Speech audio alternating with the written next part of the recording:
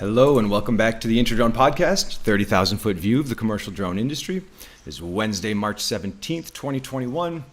My name is CJ Smith, joined today with Michael Peel, Chairman of InterDrone, and our special guest today, Thomas Neubauer, Vice President of Business Development and Innovations at the TEOCO Corporation. We're going to dive into AirborneRF, which is TEOCO's connectivity and data platform for BVLOS, BVLOS, beyond visual line of sight drone operations in cellular networks. Thomas is joining us from Austria today, so we're extremely grateful to have him dialing in. And Thomas, thanks again for being here. Can you talk to us a little bit about your background? Maybe talk to us about how you made it into the drone space, and then talk to us a little bit about TEOCO and some of the work that you guys are doing in drones and UAS. Sure. First of all, thank you very much for the invite to be part of that podcast. Very pleased to be here. What brings us to the drone space? Well, first of all, at TEOCO, we are a software company helping telecom operators. We're around for 25 years, headquartered in Virginia, in Fairfax, and we have offices around the world where we are serving with our software solutions telecom providers, more than about 300 globally, and we provide them solutions for radio network design, optimization, management of configuration, fault management, performance management solutions. And one of the questions when we went into the IoT space, so to the Internet of Things, was where can actually cellular connectivity provide additional value to other industry verticals? One, for example, was telemedicine, where it is important to have reliable connectivity. And another one was actually the area of autonomous vehicles in general and aviation in particular. So we figured that if you want to fly to a place where you do not have a direct line of sight to the pilot, you have to go through a cellular connectivity or to any sort of reliable connectivity so that you have a pilot in command, as for example the FAA requires. And so we started asking ourselves, what do you need to provide a reliable communication means through a cellular network to operate drones? And that is something that I've been dealing with now for almost 10 years. And we have slowly but surely moved into that space where we saw that there is a significant gap, because historically aviation, the management of aviation, does not need or actually want to have anything to do with cellular. Right. Turn off your phone when you're going to on a plane is probably the only one. But to manage unmanned aviation, cellular is actually very exciting. Yeah, well, there's also just an inertia when you have something that already works with traditional aviation, safety standards, etc. You don't want to kind of violate that mix by experimenting with something new, unless you can with certainty know that you're transferring over to something that will have the same level of reliability. So not exactly a small problem to attempt to solve. Yeah, it's the exciting part is that when you talk to aviation people and when you mention the required safety standards and minimum levels of performance standards, this is something that the aviation people typically don't understand in means of what it means from a cellular network. And cellular network people usually have very limited knowledge about aviation. And what we do is actually we bring those two together to translate sort of what does it need, what does it mean for cellular to actually be on the aviation side, and on the other hand, what can actually cellular add to the game, to the aviation operations in terms of safety, what can be delivered and how can it be delivered, such that it can be processed in an automated manner. So can you talk a little bit more about implementing something like that on existing cellular networks? Maybe just for somebody, even like me, who's not totally aware, are there different bandwidths you need to carve out, and how does it work working with these existing kind of infrastructures?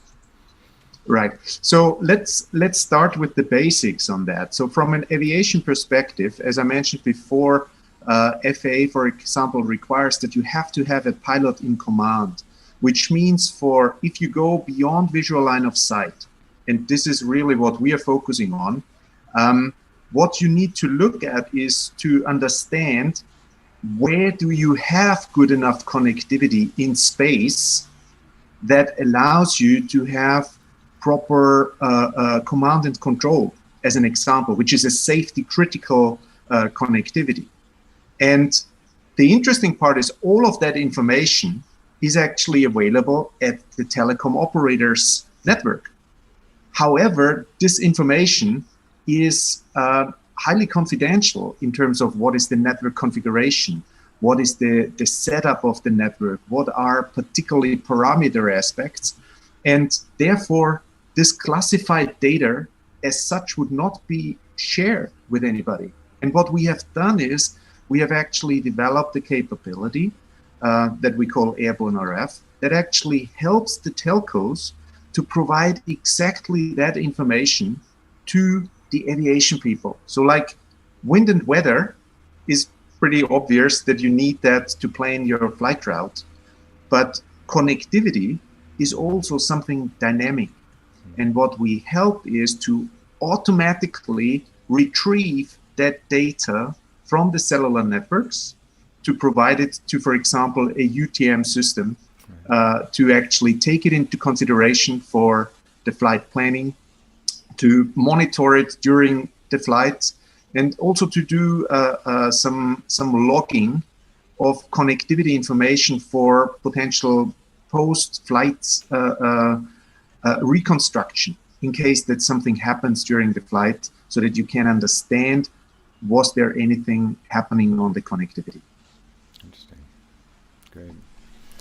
Well, great, Thomas. Thanks again for being here. We're really excited to have you on. We are coming to everybody live today, so if you're tuning in, definitely say hello. Looks like Garrick Booker already says hello, so good morning, Garrick. Definitely say where you're dialing in from and say hello to Thomas. And if you have any questions, please put them in the chat. We'll get them answered for you. If you're tuning in for the first time, we like to talk about a couple articles that have been in the news from the past week or so, and then we'll talk about those with the guest and then do an interview. So the first article I want to talk about, so the FAA's final drone rules start taking effect April 21st. However, you won't see too much, or won't see everything fall into place until around 2023. But the FAA set dates for when the Titan drone rules will take into effect. Some measures will kick in sooner than others. The FAA revealed that remote ID and operations over people will start taking into effect as of April 21st. From then on, you'll have to list the serial number of any remote ID drone or add-on module in your registration. There is breathing room. As many of us know, the drone makers will have to comply with remote ID requirements starting September 16th, 2022, while all pilots will have to meet remote ID requirements 1 year later on September 16th, 2023. So while the remote ID rules kicking into effect next month, pilots do have a little bit of time to comply. This obviously the remote ID ruling, some of the biggest news, at least in North America and United States, went into was the final ruling was made at the end of 2020. So, Thomas, I think you bring a really interesting perspective. You working in Austria, do a lot of work in Europe with kind of remote ID over there. And obviously, your company headquartered in Virginia, here in the States. So I think you have a really unique perspective. I was just wondering if you could talk a little bit about maybe the two approaches to a remote ID solution, looking at something like broadcasts here in the States versus something more network-based in Europe. I guess, can you just compare and contrast the two solutions at a high level, and what are some of your thoughts as to benefits, considerations, concerns about either of the two solutions? Sure. Well, there's it's a very interesting question indeed. because I think everybody or many people have been hit by surprise a little bit with the FAA actually not only not making network remote an option, but explicitly saying it's not something that they're looking at this point in time. And 2 months later, by the end of February, the European aviation authorities, they have actually mandated network remote ID for drone operations in so-called U spaces. So U spaces are the airspace where commercial drones are to fly. So we have some two options that are at the first view look like a complete, head-to-head fight. But in practice, I believe there is no black and white. At the end of the day, both will have to coexist somehow. So in the US, I think the focus was set at this point in time on some more simplified drone operations, and the ruling is explicitly not for beyond visual line of sight. So I believe there is a door open for some more professional use and remote identification, because broadcast will come to the limits. Not saying it will not be really applicable for advanced and complex operations for beyond visual line of sight. In Europe, we have seen, and there have been a number of arrangements and tests that show that broadcast itself for advanced and beyond visual line of sight operation is just not sufficient. So that's why in Europe you have both capabilities. And I believe in the long run, you will require both. But it's not just the extension of the range. There are also other concerns that you have. For example, privacy and security with the broadcast options presented right now. This is all in unlicensed spectrum. Security and privacy is a bit of a question, I would say, with people being able to receive that information. Whereas in the network side, you have a much more complex possibility to add who certain information is actually available to. So those are some of the things. The other thing is, of course, communication in general. Remote ID is one thing, very important. But what happens, as an example, if for a beyond visual line of sight operation, nobody can receive or detect properly the broadcast information, it becomes a non-cooperative drone. So I think there are several possibilities that may have to be revisited for a second phase when it goes into beyond visual line of sight. And I think the approach that we see right now in Europe is sort of not only the short term, but also taking a mid and long term perspective already into account. I find it interesting because on the last, or was it 2 podcasts ago, we had Esther Kovacs and Lorenzo Merzilli. So GUTMA and Swiss FOCA represented between the two of them. And they said there was kind of different goals that the Europeans were setting versus the Americans that led to, or that's their best guess, that led to the Americans leaning on broadcasts. But I see your point on, like, there's supreme limits on what broadcast can do in comparison to a software option, where you could build all sorts of new fields of data going forward with a network option if the need arises, whereas broadcast is essentially limited to the telemetry, and a couple other things. Is that correct? Correct. I mean, network remote ID enables a range of other capabilities, like integrating drones really into an integrated, not a segregated airspace. I think is one of the the prime objectives to make sure that you have a holistic picture, irrespectively on how limited your airspace is or not. And I think that certainly plays into that decision making. Yeah. Also, like just keeping track of like the vanishing line in the sand as stakeholders, get in the same room, communicate, goals kind of change. One of the original concepts behind remote ID in the United States was that we would know every drone in the sky, so therefore we would know bad actors based on the level of intent. This broadcast option doesn't bring that level of resolution, right? It's essentially, we're leaving a couple things off the table or off of the actual visibility of what's in the sky. Am I right in that assumption? Yeah, I agree with that. And there's also some other possibilities, like, who can really receive what is broadcasted, like drone-to-drone connectivity or communication also. I think there are several additional options that will have to be thought through when it comes to more complex operations. So I would still go with the concept of for what the majority of drone operations are right now, broadcast may be a viable option.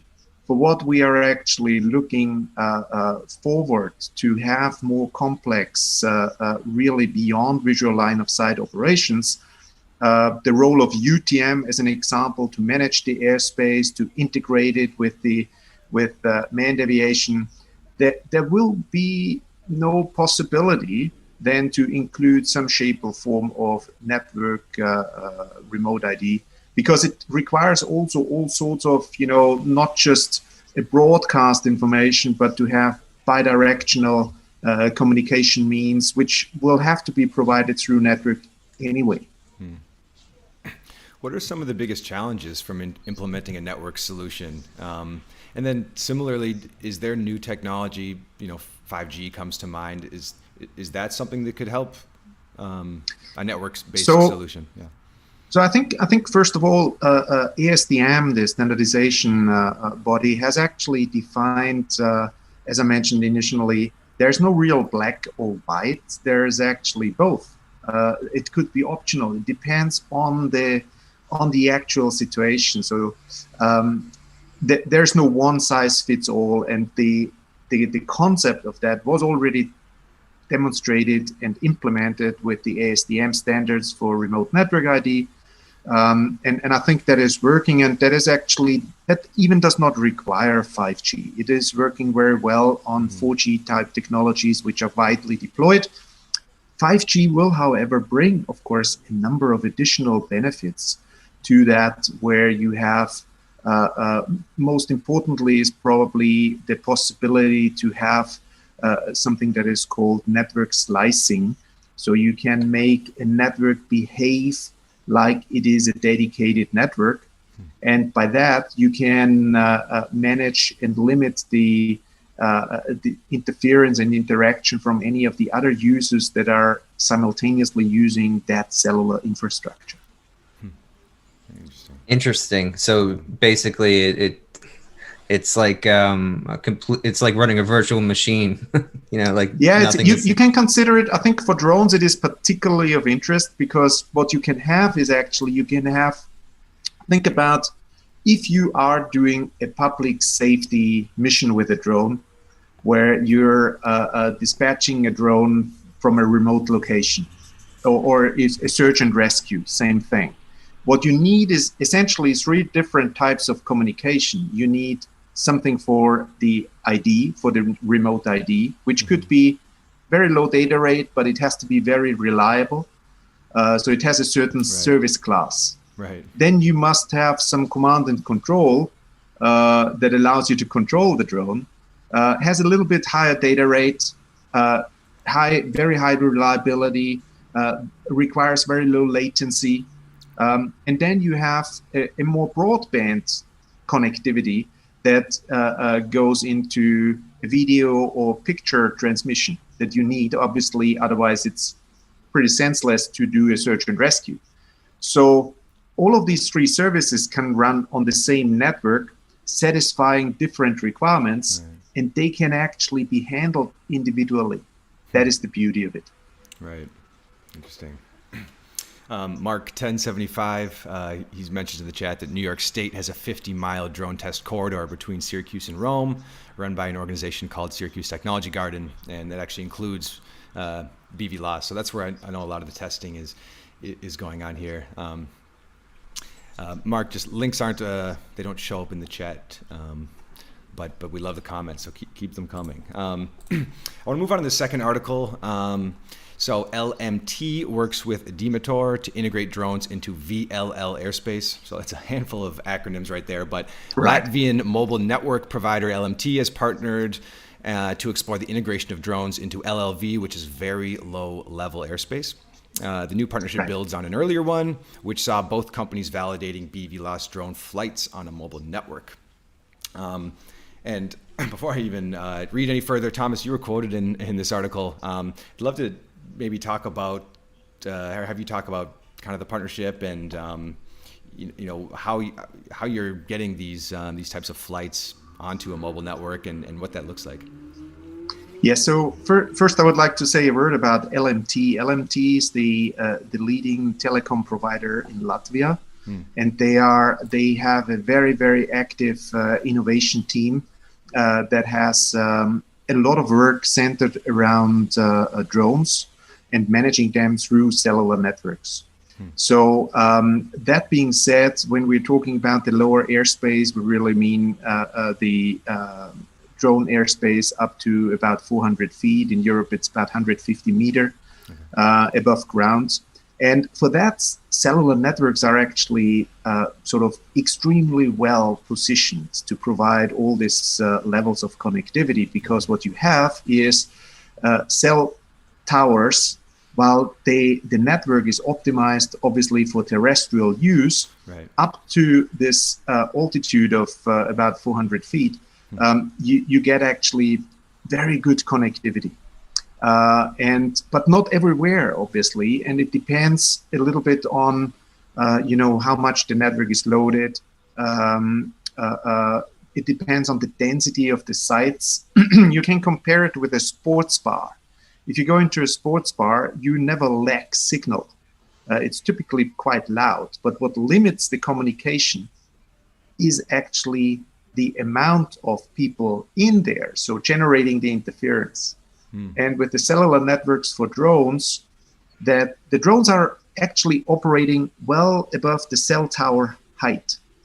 And so from a drone's perspective, you can see many different towers, and therefore you can receive many different signals.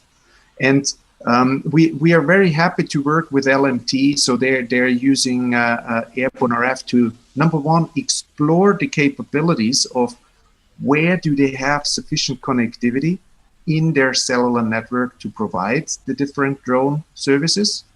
And we're also working with them on end-to-end projects that includes the UAV operators providing services already. So LMT has, for example, partnered with a parcel delivery service to deliver parcels through drones that fly beyond visual line of sight, managed through cellular networks. And that is something that is quite exciting, industrial inspections and so on. So I think this is a great step forward. And the other important point that I want to mention in that context is they are implementing with AirborneRF now a capability to actually use standardized interfaces. So, as I mentioned before, cellular and aviation do not have a lot of history. So, and not a lot of overlap at all. But it is this intersection that requires some sort of harmonized data exchange. And with the project there, it's one of the first implementations of something that has been defined by an organization that is called ACJA, Aerial Connectivity Joint Activity, which is a formation of GSMA together with GUTMA. So essentially, the representation of 750 cellular network operators worldwide with the global UTM Association, and bringing them together on the aviation side and the telco side to bridge this gap. They have defined an interface that is allowing or harmonizing globally how data between a cellular network and the aviation management systems can be exchanged.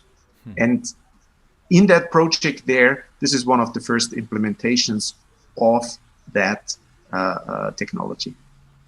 So that's kind of another point on the board for network, right? Because again, our stance in the United States appears broadcast for now, with network being the eventual endpoint.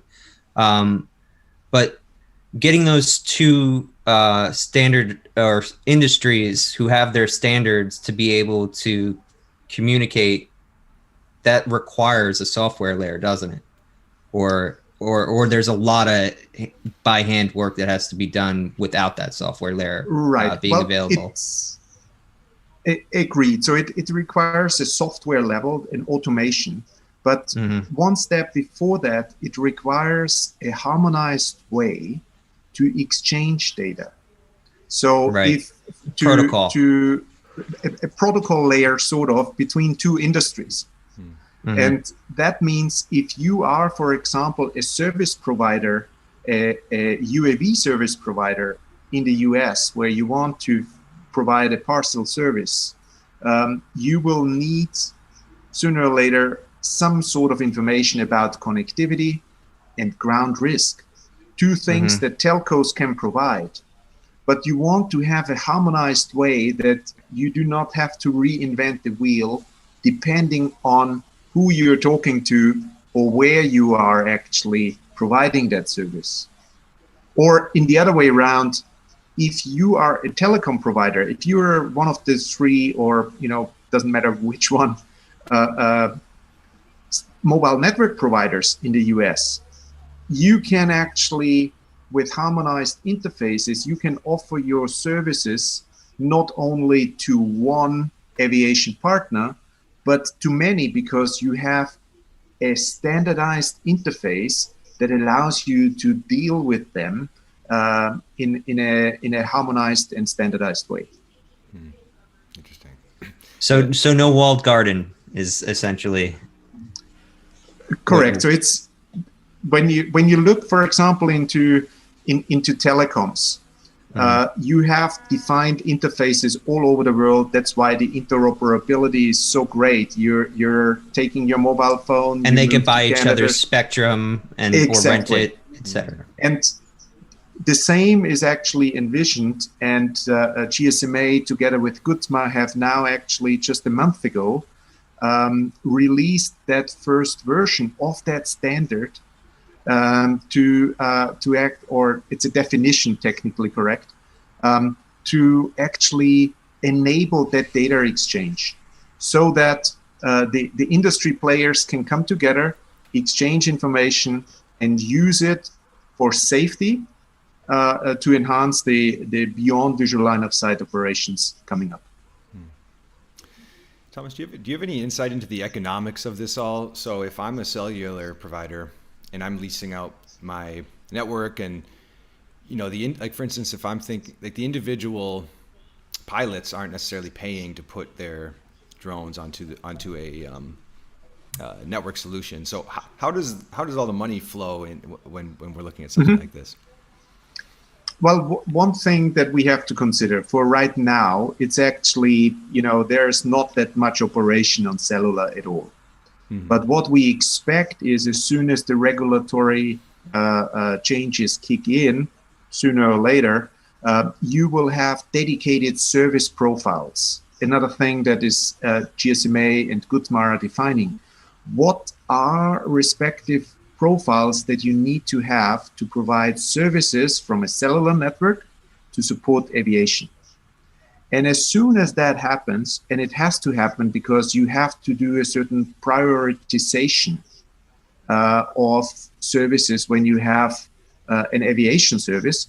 It will no longer be the case that you just put in a SIM card into your drone, whatever that is, and then you fly. No, you will have to subscribe to particular aviation services because they have to be treated accordingly in the network with an appropriate priority. And therefore, when you look into some of the professional services that are expected, like industrial inspections for infrastructure, where the replacement is really, you're replacing a helicopter flight with a drone flight. The economics will actually support that additional services from the telcos will be provided beyond connectivity. Interesting. Great. Well, we have one another, if I may, and one other point that I'd like to highlight is another very interesting level of data provided by the mobile network operator community is information about ground risk. So when you are to do your risk assessment for a long haul, for a longer flight, the beyond visual line of sight flight, you have to consider how likely is it that you can actually cause damage to somebody or hurt somebody on the ground in case of an unplanned landing. Cellular networks have a fantastic understanding in a general way on where people are at a given point in time. But because of the classification of that information, they would never ever be able to share that sort of information as such. However, if you can process it so that you can answer the question, do I satisfy a requirement for the ground risk, yes or no, along a flight route, then this information becomes extremely valuable. And this is something that the telcos can provide to the aviation industry. And with that, as an example, if you are for beyond visual line of sight flights, you will have to get insurance for that flight because there could be something happen. That insurance will be based on the risk that particular mission can cause. So the more accurate data you have, the better you can actually handle that. And therefore, in the same way as aviation is paying for wind and weather data, there will be a demand for ground risk data. There will be a demand for information about connectivity data. I could think in terms of, without violating any person's individual privacy, you could get an idea of aggregate numbers of traffic, foot traffic for a given geographical area, right? So, absolutely. And that would easily pour into an assessment of risk for a given operation. If there's practically nobody in the area, the risk is much lower versus if it's a highly trafficked area. Correct, and that is pretty dynamic, right? So, and that analytical data, telecom providers do offer for some services today. We have seen that, for example, in Europe, a lot for analysis about mobility during COVID. And how effectively the lockdowns and so on are used. But that data is extremely valuable for aviation, for unmanned aviation. And so we see that some of the telcos are looking, as I mentioned, way beyond connectivity when it comes to aviation, because the last thing that they want to be is a bit pipe. They have missed that bus 10 years ago with the introduction of 4G, and then you had all the over-the-top services that actually are generating the value. These days, we see the telecom industry actually looking into how can they actually benefit not just from the connectivity, but from an end-to-end solution. IoT would be a good example. Where you can buy a SIM card for an IoT device, but that's not the business for telcos, because you can buy one for $1 for a year. But what they're offering for their enterprise customers is an end-to-end asset tracking or whatever, where they actually provide the holistic additional value. And we see in that context similar approaches for unmanned aviation. And the MNOs, the mobile network operators, certainly have the possibility of doing that. Great. Yeah, and guys, if you're listening, tuning in live, don't forget you can ask questions to us or Thomas, or just drop a note and say hello. We have one more article to get to, and then we'll do a little bit more of a deep dive into TEOCO and AirborneRF. So this article from fruitnet.com, drones to deliver by 2040, question mark. So drones could account for 30% of same-day deliveries by 2040, according to LEK Consulting.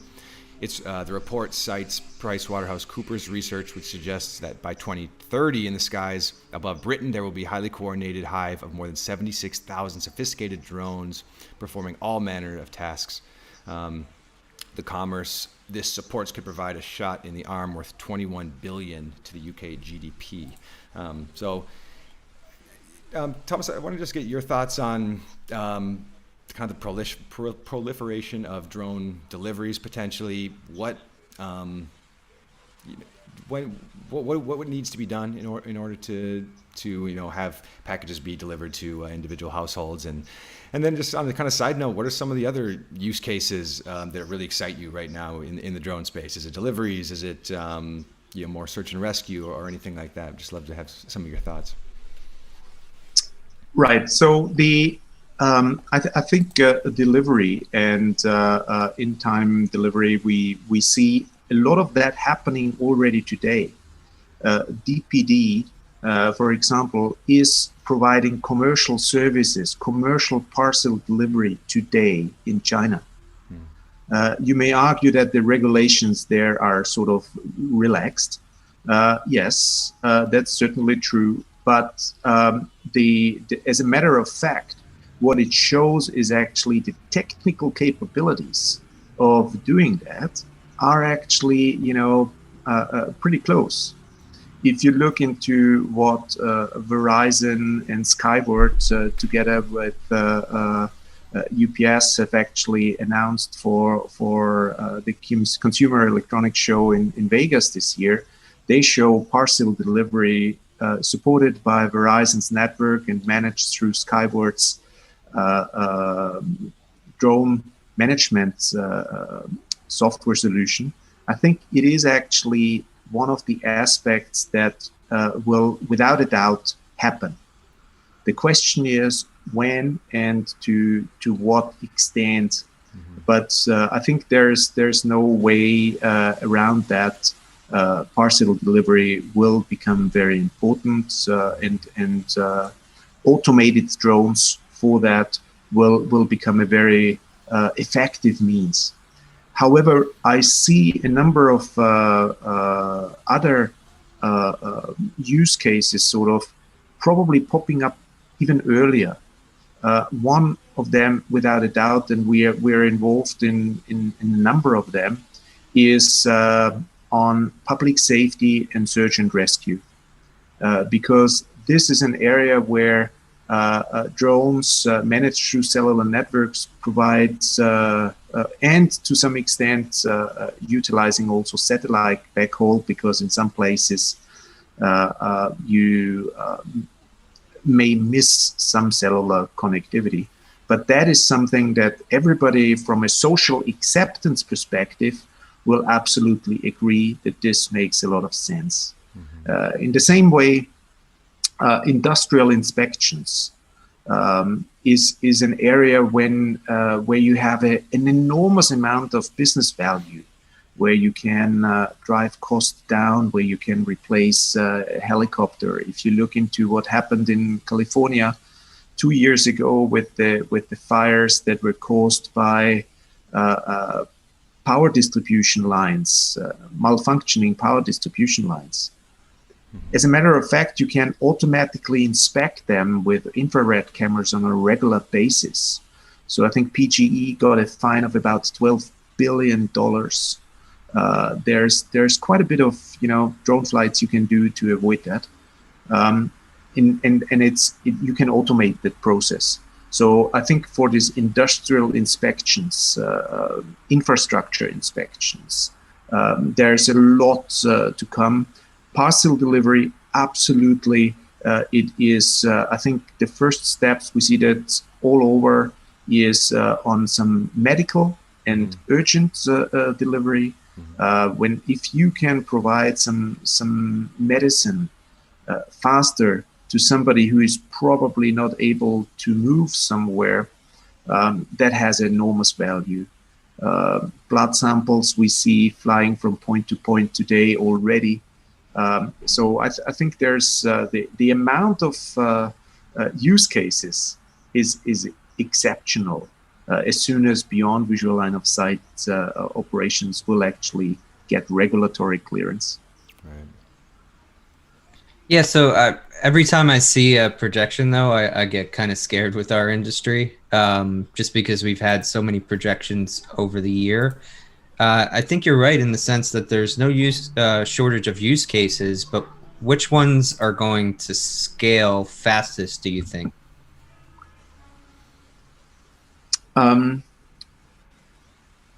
I think first responder use cases will be some of the first ones that we see in mass, because if you can have from a fire department, from a emergency ambulance station, have a drone immediately deployed into an accident case and get a live feed on what happened there, you will have both the possibility you need to cover a large area of land, you have social acceptance, and it is without a doubt a business case from day one.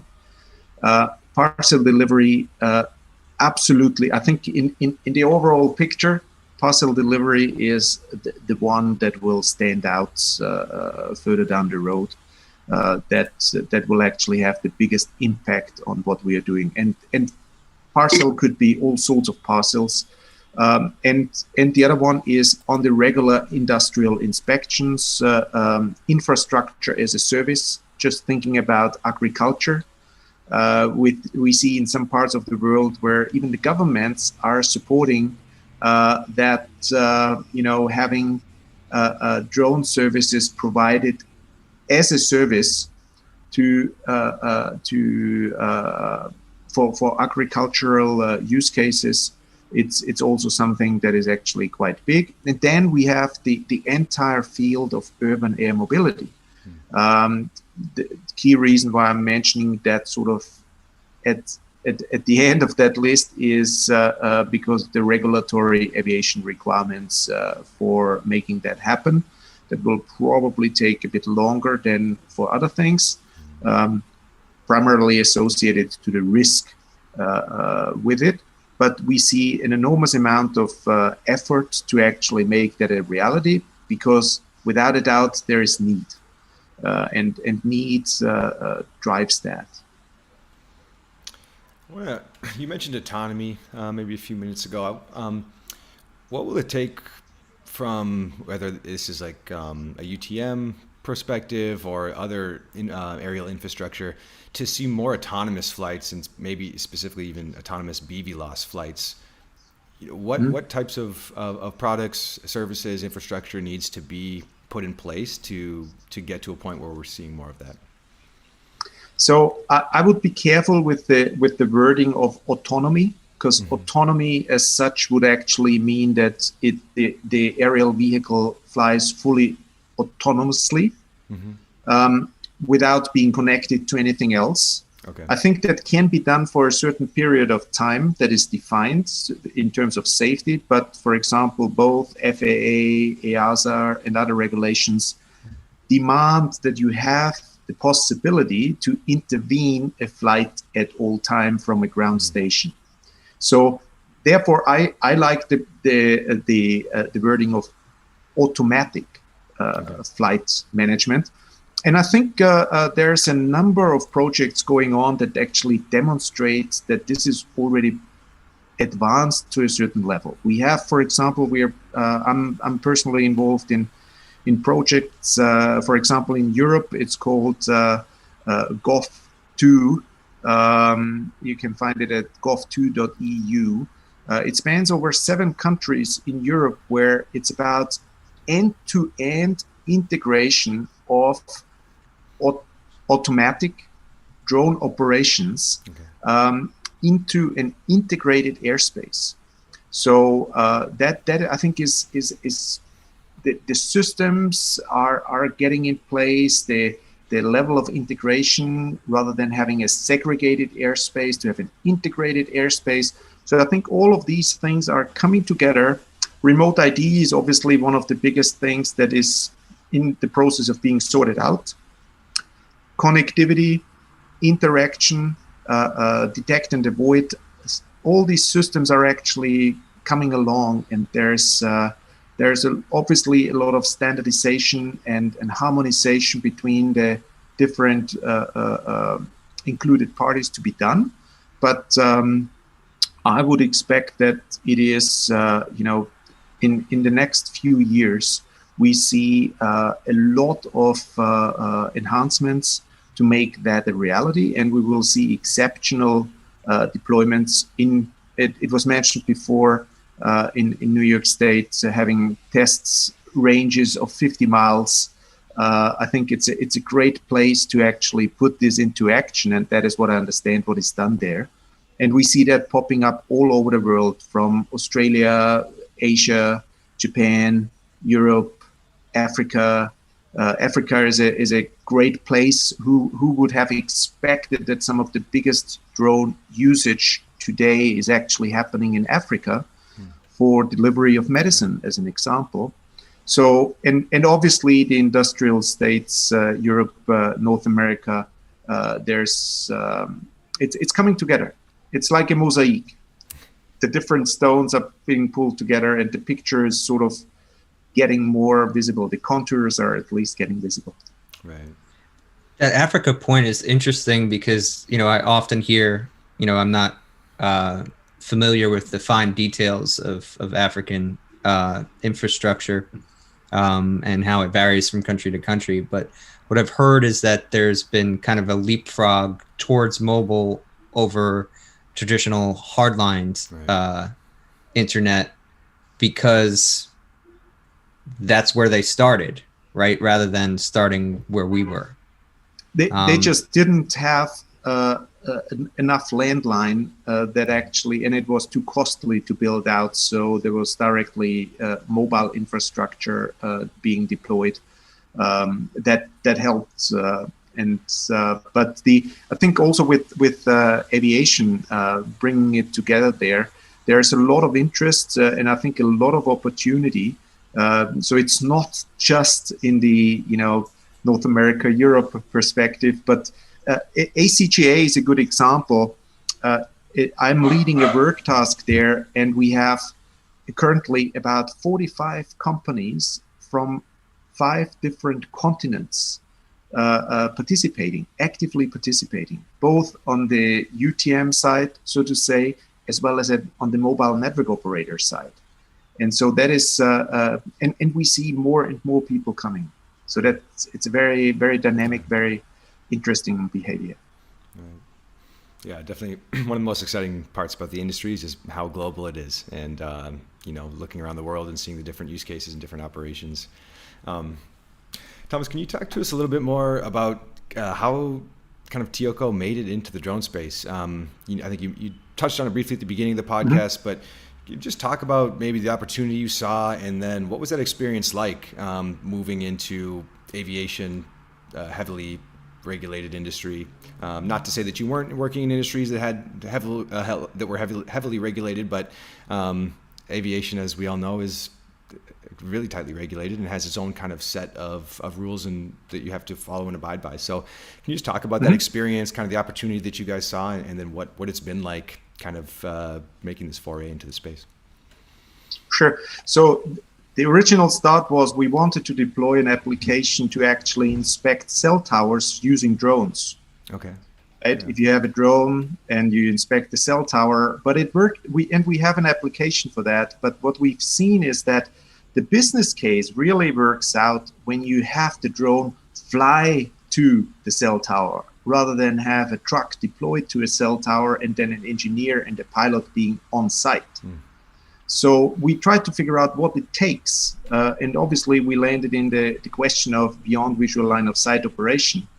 And in order to understand, in order that you can provide the information about where do you have sufficient connectivity, you need to know a lot about the network. So for example, you need to know about the details of the configuration of the network. You also need to know about the performance of the network, the loading of the network, like you have a lot of traffic or not, because that influences, coming back to the sports bar, how much you can actually hear, and how good your signal is. So what happens at TEOCO, we have some of the leading configuration management solutions with our customers deployed. We have performance management solutions deployed that aggregate everything from the entire network into a central place. We have one of the world's leading fault management solution deployed at dozens of customers, meaning if anything happens to the network, we know before anybody else. And bringing that together, we figured that we have access to a lot of very useful information that is extremely valuable to the aviation industry, because as a UTM or as a flight planning solution, you need to know if there is a site, for example, out because of maintenance, because somebody is switching an antenna. Right. We have access to that information. We are providing software solutions as our core business, and aggregating that information and processing it so that you can, for example, for all of the US, in a matter of an instance, process where you have sufficient connectivity for an airborne application. That is what we did then with AirborneRF. And connecting to the aviation industry was a step that we did very early on, and essentially learning the language and the requirements of the aviation industry. So that brought us in, and we figured that most of these connectivity requirements are safety critical or mission critical sometimes safety critical, sometimes service critical. And managing critical connectivity in cellular networks is what we do at the core of what TEOCO is about. Right. Yeah, it's really interesting to see how organizations are able to kind of take existing products or services and that they're really good at and kind of apply them into the drone space and help progress the industry forward. So just exciting stuff. What's top of mind for TEOCO as we kind of move further into 2021, if we're looking ahead to 2022 even? What's top of mind for you guys? Sure. Well, we see more and more projects coming on. We invite people in our effort to actually educate and harmonize industry efforts. So I invite everybody in the audience listening in to join ACGA. I think my contact details should be provided, thomas.neubauer@teoco.com. If you want to participate in this ACGA work, every mobile operator is entitled to do that. Every GUTMA member is entitled to do that. Okay. It's very educational, but at the same time, we want to make sure that we contribute to the overall industry, and that can be done with more and more participants. For us, we see more and more actual deployments coming along. And the industry is actually there's a very interesting dynamic. People like to help each other like mobile operator A is absolutely willing to share experience with another mobile operator B because they do not compete usually in the same airspace. So there's a lot of international collaboration, and that is something that we're looking to promote and support. That's great. Yeah, exciting. Bringing kind of, it's funny, interesting dynamic, like you're saying, bringing together some of these huge telecom providers that maybe work in different geographies, maybe have never worked together before, and getting them to share data and help each other kind of progress the space. So. And the same applies also to aviation ecosystem players. One thing that we have seen is in the area of connected drones, it is actually an ecosystem. So we are working with so many different partners to bring that together. For example, in this GOV2 project in 7 countries in Europe, it's 13 parties participating. Same we see in some of the projects that we do in the US, from the FAA to a service provider to a drone operator to other data providers to somebody consuming the service, and of course the cellular network operation. So there's lots of interesting dynamics happening, and anybody of interest happy to join in the ACGA, but if there's specific interest, let me know and we'll be more than happy to help. Yeah, and we'll definitely put your contact information in the description for this podcast. So for anybody that's watching, this will be on launchpad.aero, which is Interdrone's content platform. We'll put it on the Interdrone website, and we'll get it out on all the social channels as well. So definitely check that out. And yeah, like I said, we'll put the links in the description and contact Thomas's contact info as well. So Thomas, I know we're coming up on an hour here. Any final thoughts or parting words for the Interdrone podcast listeners? And then we'll let you go. The best thing of what we have seen because of this gap between cellular and aviation, the best advice I can give is define small projects, put them into action as a test setup to really learn life, what it means to have cellular connected drones and what it means to have them also connected to the aviation industry. So this is one of the advices that I can give, because that will happen, the industry will happen, and as soon as regulatory clearance will be done, it is an on-off switch. It's going to be a revolutionary step, not an evolutionary.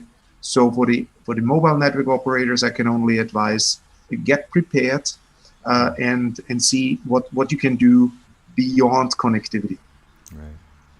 Great. No, that's perfect. Great way to finish it out. So thanks again, Thomas, for joining us all the way from Austria. It's probably time for you to end your workday here. So, and thank everybody for listening. Like I mentioned, this will be on the Interdrone website, Interdrone Launchpad. And we will be back with another episode of this podcast next week on Wednesday about the same time. So thanks again, everybody. Thank you so much, Thomas Neubauer of TEOCO. We'll put that contact information in the description, and hope everybody has a great rest of your week. Thanks again. Thank you very much.